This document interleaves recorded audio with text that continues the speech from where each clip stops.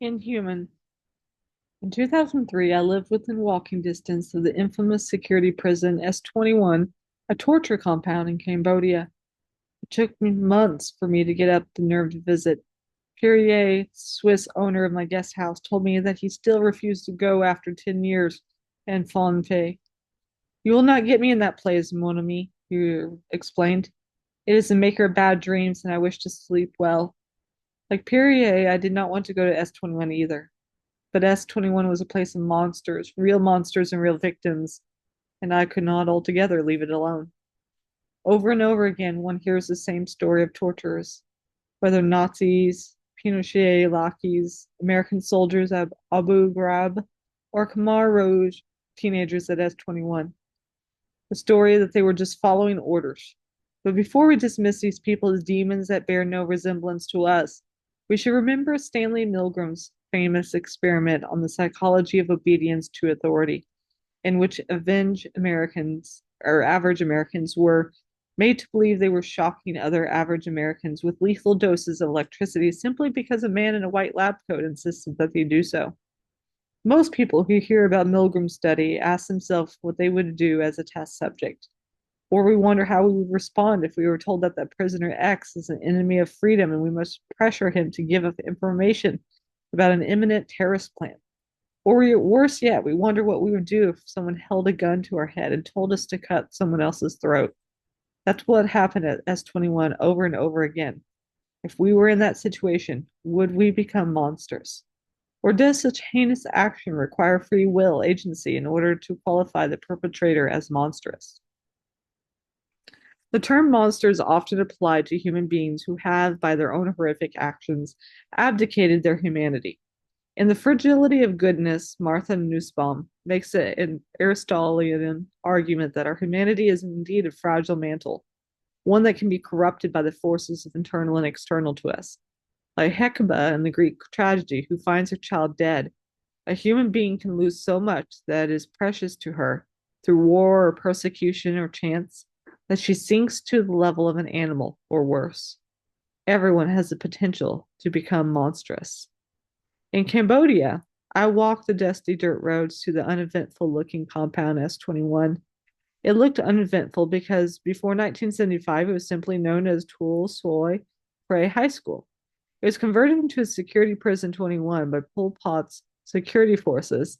It became the central detention center for suspected enemies of Angkar, the mysterious and authoritative higher organization or party of the Khmer Rouge.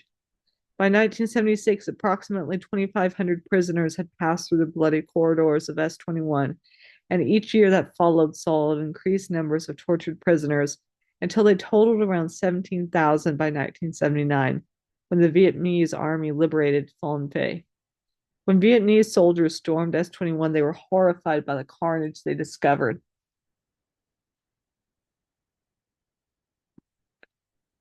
Only 7 survivors were found alive in the compound. No one else who entered S-21, not one of the 17,000 people, made it alive. My guide for the tour was Loudon, a small woman in her 30s with a broad and somewhat sad face. She smiled and gestured for me to walk with her across a small field of dust and burned grass. We were the only people moving through the compound. All the classrooms of this former high school had been converted into prison cells and torture chambers. Iron bars were installed all over the windows and doors, and barbed wire snaked everywhere. On the ground floor, little brick cells had been fabricated to hold one prisoner each, with not even enough space to lie down. Larger rooms held hundreds of prisoners chained together, unable to move, starving, dehydrated, injured from their interrogations, dying. Loudon led me to one of the torture chambers. The floors checkered with tile, and the walls were mottled and dirty. A battered bed frame sat in the center of the room. Shackles and chains lay on the bed. Underneath the bed was a huge dried stain of blood that had pooled there from countless victims. The victim was left just as was found when S-21 finally fell in 1979. The last victim tortured to death as the Vietnamese were entering Phnom Penh was discovered here and photographed. The gruesome photo now hangs over the bed. It shows a mangled man lying in this bed before me, his head caved in, his throat slit, blood everywhere. a rooster standing on the body, picking at the corpse. I left the room quickly. The phenomenon of this torture prison is a testament to human depravity, because the vast majority of the men, women, children who were brought here had done absolutely nothing wrong and were as mystified by their imprisonment as you or I would be if someone dragged us out of bed tonight and charged us with bogus crimes. Heresy, suspicion, and paranoia led the Khmer Rouge Security Office, Central Committee, and Ministry of Defense to descend violently upon innocent farmers, teachers, engineers, students, workers, and whole families, accusing them of being enemies of the revolution. My guide Leyden explained to me she was 10 years old when the Khmer Rouge came to her home, forcibly removed her father and brother, and sent her to work in the fields from sunrise to sunset until she almost starved to death. She never saw her father and brother again and still has no knowledge of their fate. I wondered how she could come to this wretched place day after day and offer tours of events that had shred her own life. Perhaps walking these terrible hallways had some paradoxical therapeutic effect on her. I didn't understand it. I didn't understand any of it.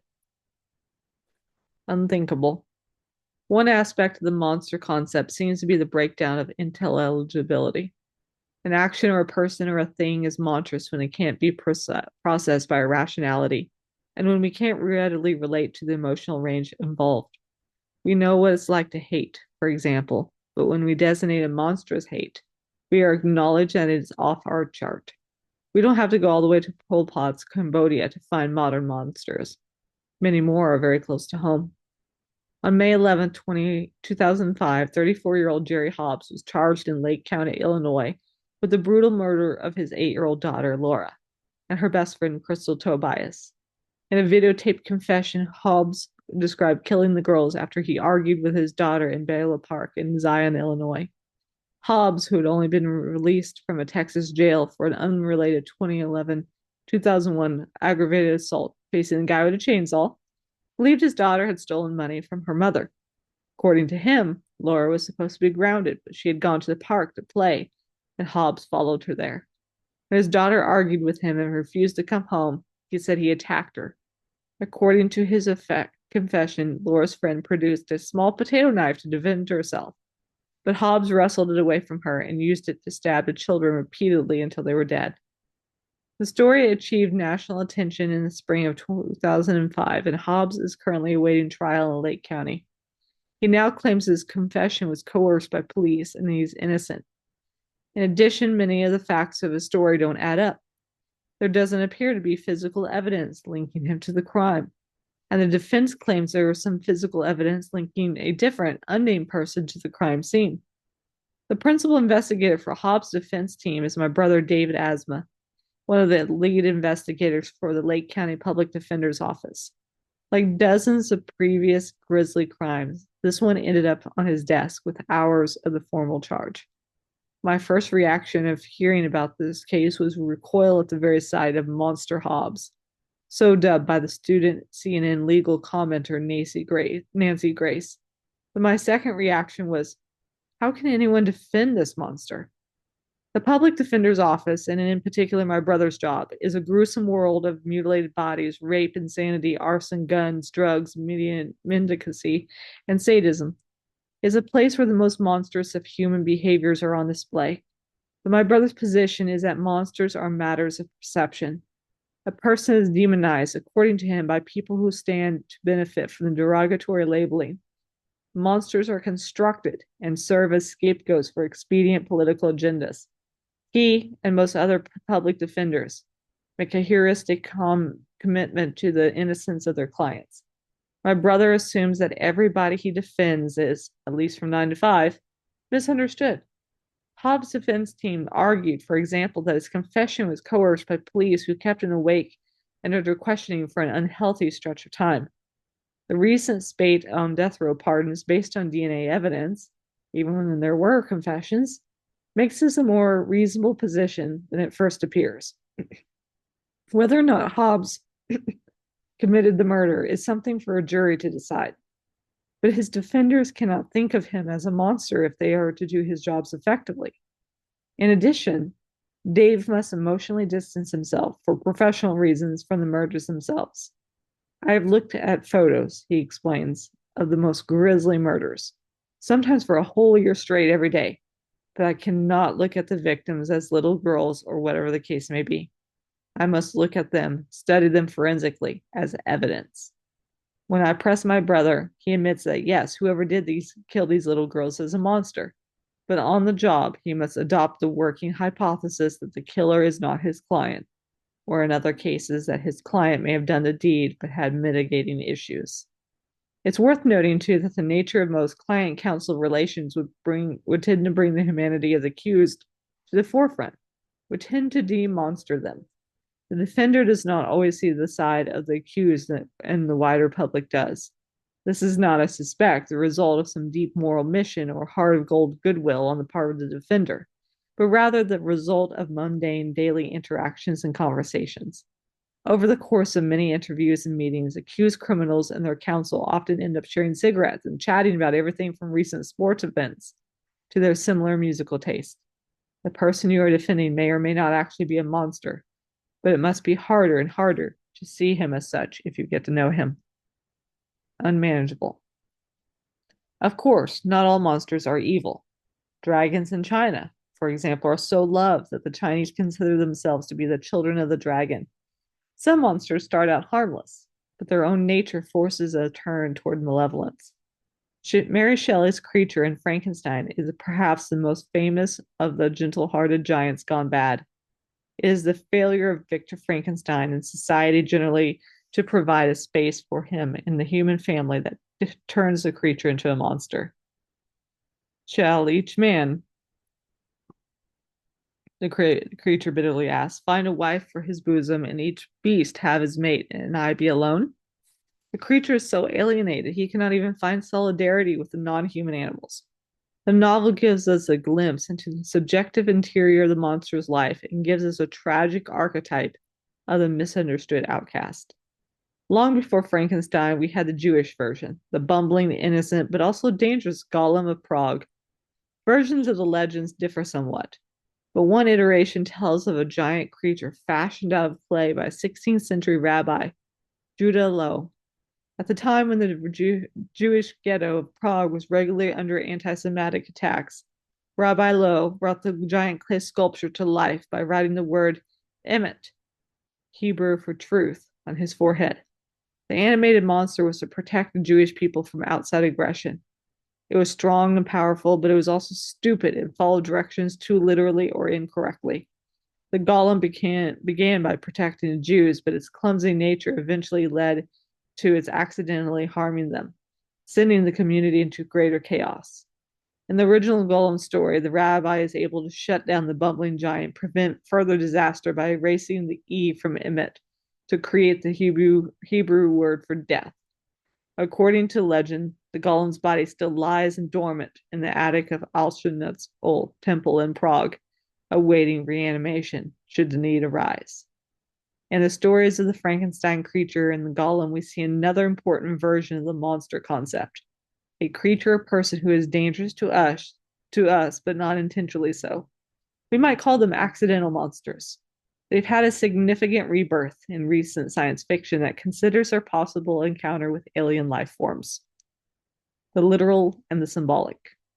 Monster derives from the Latin word monstrum, which in turn derives from the root munar, to warn. To be a monster is to be an omen. Sometimes a monster is a display of God's wrath, a portent of the future, a symbol of moral virtue or vice, or an accident of nature.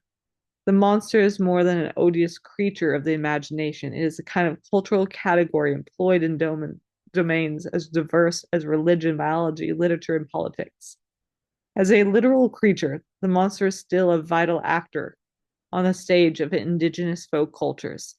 And it's safe to say that even in our developed and otherwise secular world, the idea of a literal demon or devil still haunts the minds of many evangelical and mainstream Christians.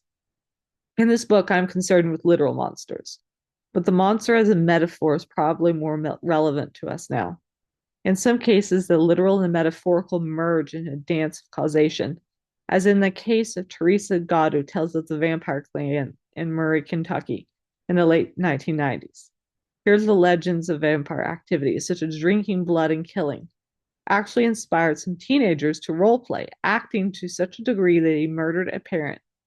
Thankfully, most people don't have to worry about actual blood drinking and instead employ the monster concept metaphorically rather than literally. But even so, we may have begun to realize the importance that metaphors play in shaping our thoughts and our experiences. According to theorists Mark Johnson and George Lakoff, we have many conceptual metaphors that act like lenses for filtering and organizing our experiences. Our ordinary conceptual system, in terms of which we think and act, is fundamentally metaphorical in nature. The concepts that govern our thoughts are not just matters of the intellect, they also govern our everyday functioning down to the most mundane details. Our concepts structure what we perceive, how we get around the world, and how we relate to other people. When we say he was a monster, our listeners have a general sense of what we mean because they conceptually map some inhuman qualities onto the person we're talking about. We perform a metaphorical operation that helps us understand one domain of action by seeing it through another, more concrete domain of action. When trying to convey the way your colleague at work uses people and seems to feed on their weaknesses, you refer to him as a vampire. It's a classic case of using an obvious activity, drinking someone's blood for nourishment, to clarify a subtle and intangible activity of instigated workplace drama. Johnson and Lakoff claim these metaphors are often pre-linguistic aspects of our thinking, shaped by cultural conventions and native psychophysical tendencies. I suspect that monsters are metaphorical archetypes of this nature, and I want to trace the anatomy and evolution of some of these metaphors. Hand in hand with this idea that metaphors shape our thinking, communicating, and even feeling is the idea that imagination is more active in our picture of reality than we previously acknowledged. The monster, of course, is a product of and a regular inhabitant of the imagination. But the imagination is a driving force behind our entire perception of the world. If we find monsters in our world, it is sometimes because they are really there, and sometimes because we have brought them with us.